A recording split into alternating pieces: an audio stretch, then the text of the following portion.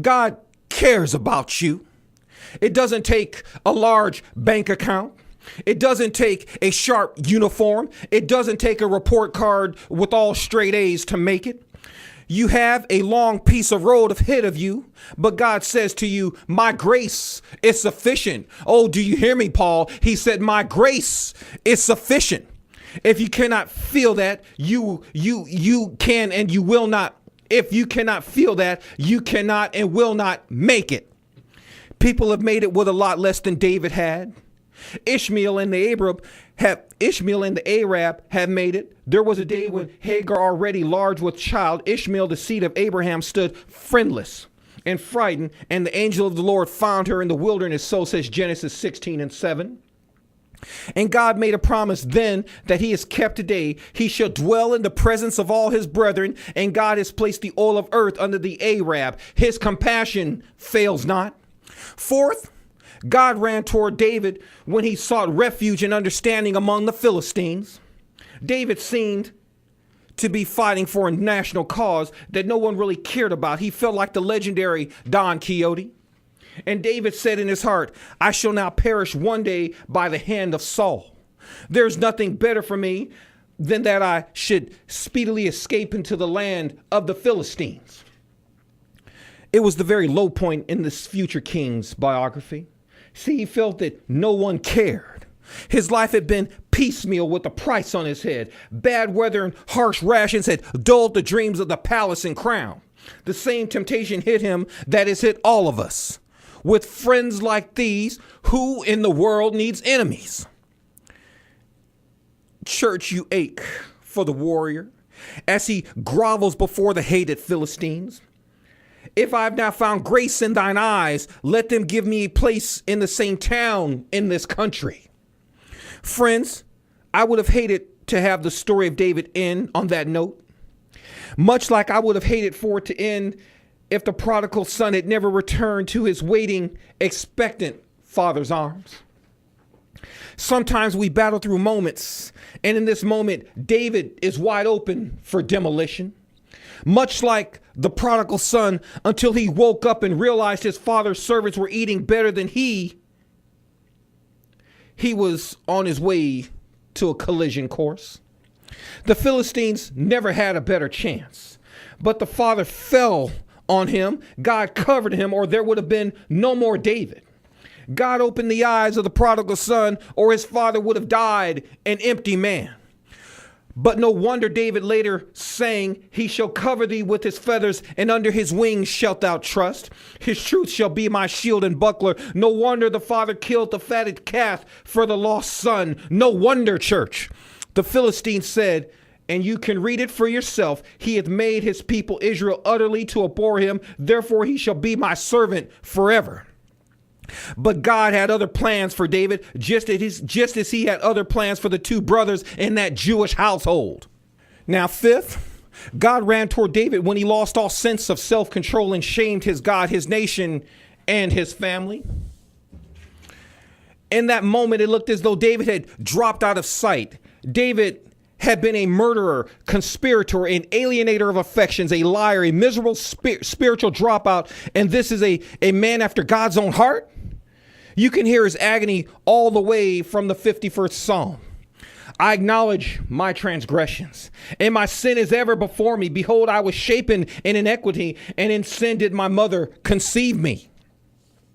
The prodigal son devoured his inheritance with riotous living and harlots. I can imagine the day he woke up and went to his father who was waiting for him, saw him from a long way off, and he ran toward him.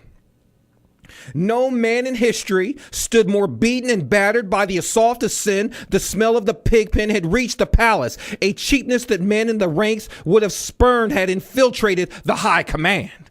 Oh, it was a bad affair from start to finish, church. A lonesome woman like Bathsheba can reduce a king to a fool in mere moments.